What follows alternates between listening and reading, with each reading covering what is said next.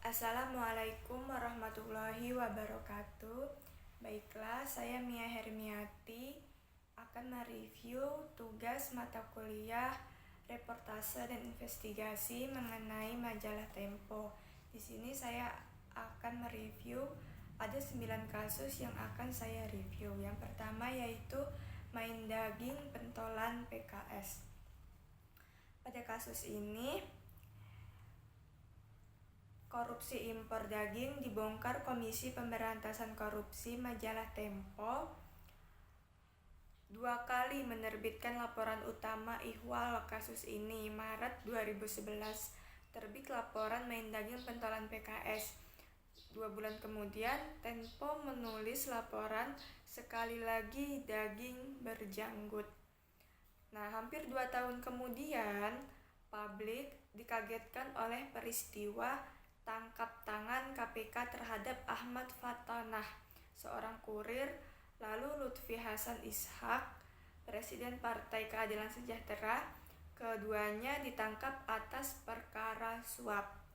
Tidak berhenti di situ, serial investigasi sapi itu berlanjut, yaitu Yudi Setiawan yang mengungkap keterlibatan petinggi PKS dalam sejumlah perkara suap.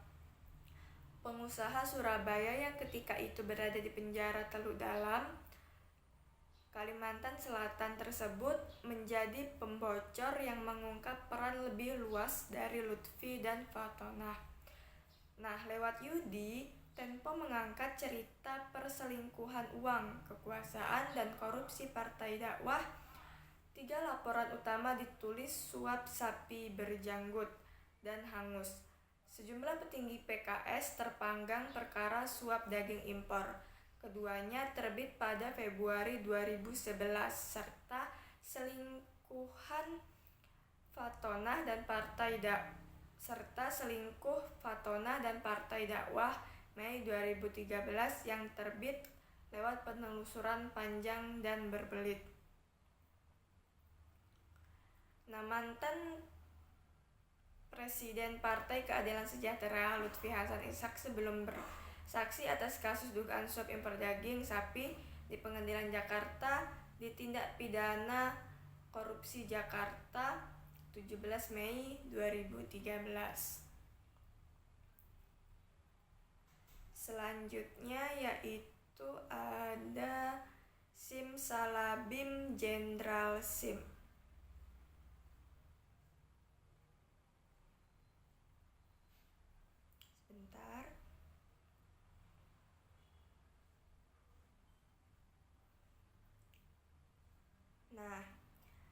Skandal ini terkuak ketika para penggarap proyek simulator pecah kongsi semula pada 2010, proyek digarap PT Citra Mandiri Metalindo Abadi, perusahaan milik Budi Susanto. Budi yang biasa dipanggil Ndoro oleh Joko, lalu menyerahkan pengerjaan simulator kepada Sukotjo S. Bambang, pemilik PT Inovasi Teknologi Indonesia. Awalnya, perkongsian Budi Sukadjo berlangsung mulus pada 2011. Sukadjo kembali ketiban rezeki nomplok menggarap proyek dengan nilai fantastis sebesar 198,6 miliar. Uang proyek pun menciprat kemana-mana, terutama ke petinggi korps lalu lintas. Proyek belum rampung, kerjasama Budi Sukadjo bubar jalan. Budi melaporkan Sukadjo ke polisi dengan tuduhan penggelapan dan penipuan. Sukadjo berang. Ia menyebarkan dokumen pengadaan juga bukti suap ke sejumlah pihak. Lewat perantara, Sukadjo juga mengirim dokumen serupa ke Tempo.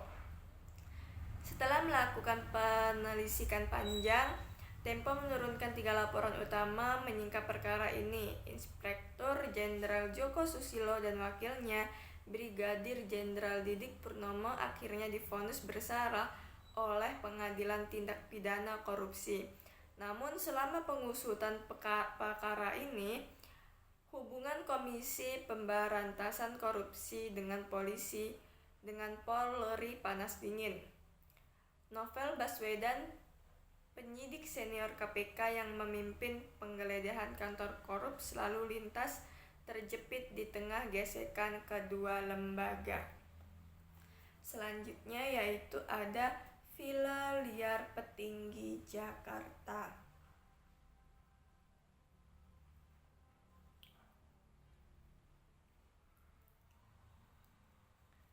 Jakarta dihem lambang banjir besar pada 2007. 1,5 juta penduduk mengungsi dan kerugian ekonomi diperkirakan mencapai 10 triliun. Masyarakat pun mengutuk pemerintah yang tak becus mengendalikan dan mengurus 13 sungai pengirim bah dari Bogor.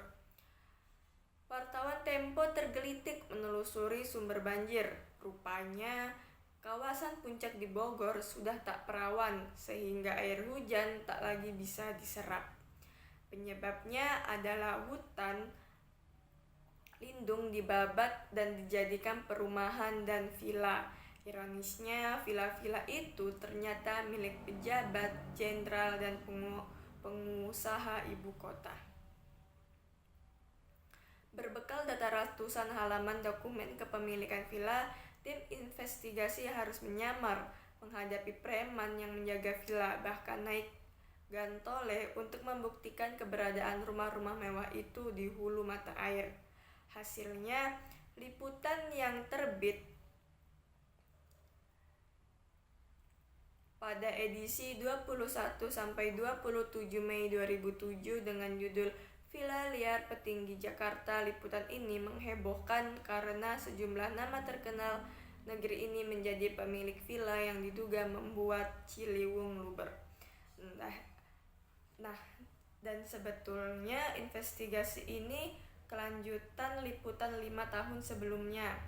Tempo bahkan memastikan Gubernur Jakarta Jenderal Sutio punya villa di Bukit Citamyang, pusat mata air di Kabupaten Bogor yang menjadi hulu Ciliwung dan sungai-sungai lain di Jakarta.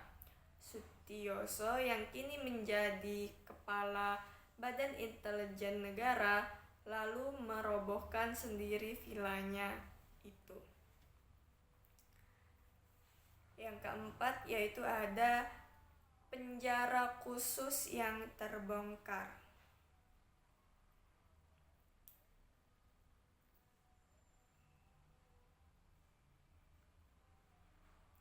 Penjara khusus yang terbongkar ini berbekal secuil informasi awal.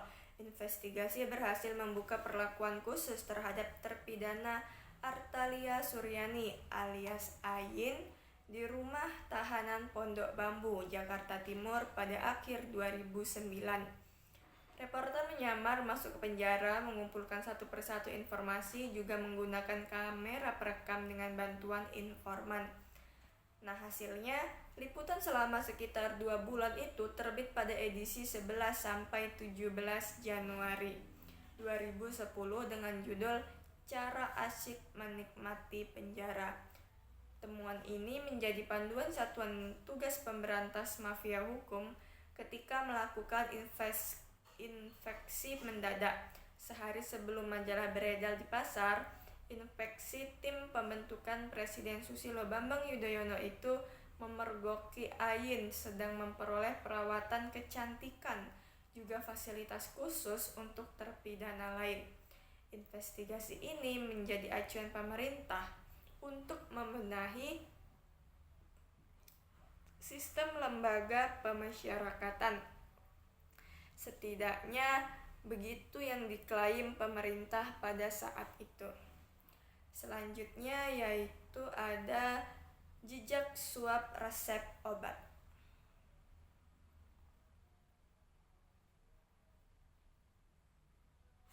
Sebentar. Kasus dibalik jejak suap resep obat ini, keintiman dokter dengan perusahaan obat di negeri ini selama puluhan tahun hanya menjadi cerita dari mulut ke mulut. Sangat sulit dibuktikan, sebabnya investigasi Tempo yang terbit pada edisi 2-8 8 November 2015 segera menjadi buah bibir. Laporan berjudul Jejak Suap Resep Obat itu mengungkap praktek suap dan gratifikasi yang melibatkan dokter dan PT Interbat perusahaan obat di Jawa Timur. Tim investigasi Tempo mendapatkan puluhan kwitansi dan belasan file yang berisi 2.125 nama dokter yang diduga terlibat kong kali kong dengan PT Interbat. Mereka umumnya dokter spesialis yang berpraktek di DKI Jakarta, Jawa Barat, Banten, Jawa Timur, dan Sulawesi Selatan. Para dokter itu tercatat mendapatkan servis berupa pulsa telepon, biaya wirid bersama anak yatim piatu, kredit mobil mewah, setoran miliaran rupiah, hingga urusan syahwat sebagai imbalan mereka meresepkan obat-obat produksi PT Interbat.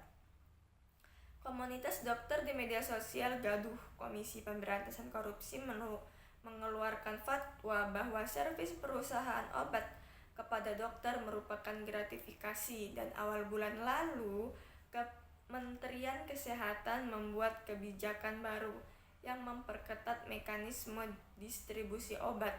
Di antaranya dokter negeri dan swasta tidak boleh lagi menerima hadiah dari perusahaan farmasi. Selanjutnya yaitu lukisan palsu sang maestro.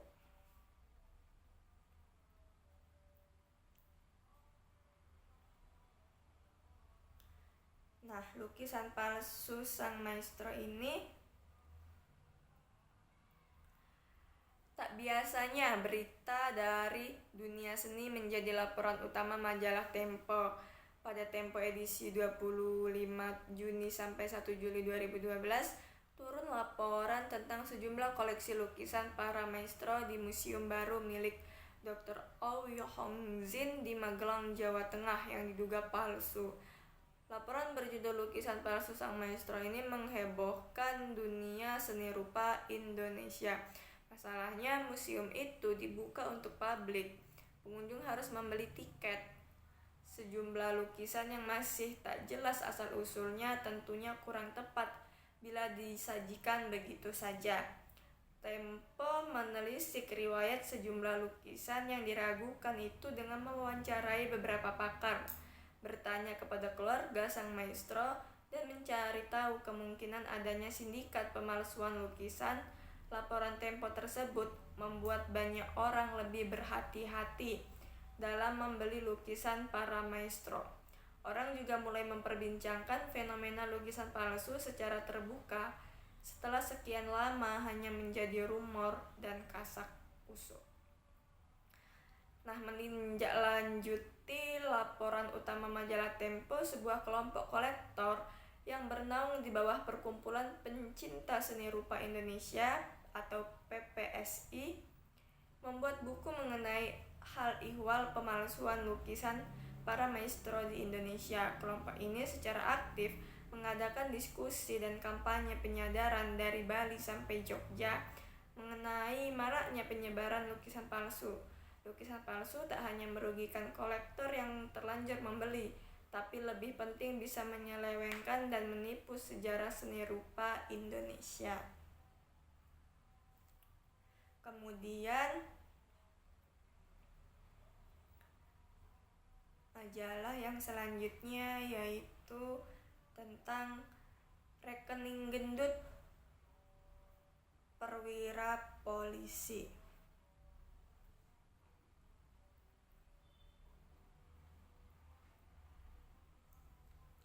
Markas Besar Kepolisian RI geger pada pertengahan Mei 2010. Indonesia Watch melansir temuan di media ihwal kepemilikan rekening tak wajar belasan perwira tinggi polisi. Isi rekening salah seorang jenderal disebut mencapai 95 miliar. Cerita rekening janggal jenderal kepolisian ini sebetulnya pernah muncul pada akhir Juli 2005, tapi hilang di bawah angin. Tim laporan utama majalah Tempo kemudian menelusuri jejak rekening para perwira polisi itu berdasarkan data yang diperoleh dari seorang pejabat lembaga negara. Para perwira polisi itu juga diwawancarai mengenai asal-usul duit di rekeningnya. Maka terbitlah laporan utama rekening gendut perwira polisi di majalah Tempo edisi 28 Juni sampai 4 Juli 2010. Laporan itu membetot perhatian publik karena menyajikan ulasan detail isi kantong sejumlah jenderal kepolisian. Sebut saja Badrodin Haiti, kini menjabat kepala Polri, yang terdeteksi menerima 1,1 miliar di rekeningnya. Ada juga rekening Budi Gunawan, kini wakil kepala Polri, yang nilainya mencapai 54 miliar. Sisanya isi rekening 7 jenderal dan komisaris besar berkisar 1,5 sampai 11 miliar. Edisi ini sampai dicetak ulang karena diborong sekelompok orang berbadan tegap dan berambut cepok. Ada dari mereka yang menggunakan mobil operasional polisi. Bahkan sepekan setelah edisi itu terbit, kantor majalah Tempo di Jalan Proklamasi, Jakarta Pusat dilempar bom molotov. Pada akhirnya waktulah yang menguji laporan itu. 5 tahun berselang, Januari 2015, Komisi Pemberantasan Korupsi menetapkan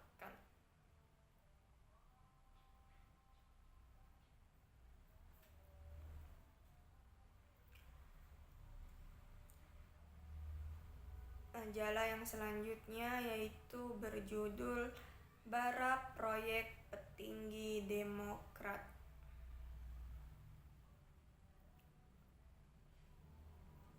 Nah, kisah ini awalnya terkesan serba kebetulan, tapi insting tajam jurnalis investigasi dan kegigihan menelusuri semua petunjuk potensial membuat Tempo berhasil mengendus skandal korupsi di Partai Demokrat sebulan sebelum Komisi Pemberantasan Korupsi meledaknya ke publik.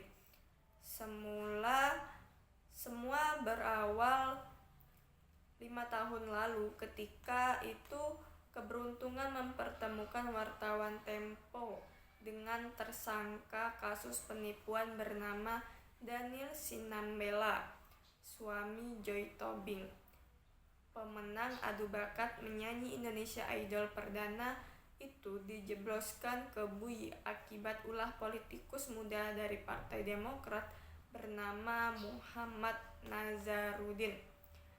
Dari balik terali besi, Daniel bernyanyi. Dia menceritakan kiprah Nazarudin mengatur pengadaan batubara untuk PLN dan berbagai proyek yang menggunakan anggaran negara.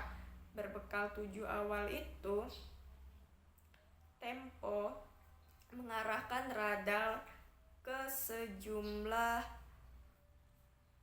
proyek yang disebut sebagai ladang korupsi. Nazarudin bersama koleganya di partai dan pemerintah. Pada saat bersamaan, KPK juga bergerak satu demi satu. Petinggi Demokrat pun tumbang akibat kasus ini. Dalam pemilihan umum 2014, publik menghukum Demokrat dengan telak.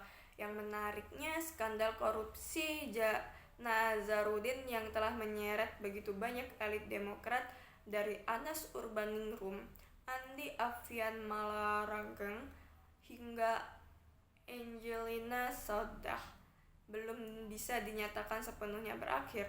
Catatan keuangan perusahaan Nazarudin dan salinannya diperoleh Tempo masih menyimpan banyak cerita.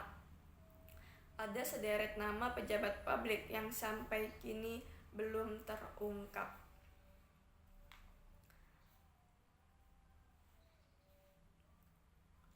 Berita yang Majalah yang terakhir yaitu judulnya Jejak Berdarah Algijo 1965.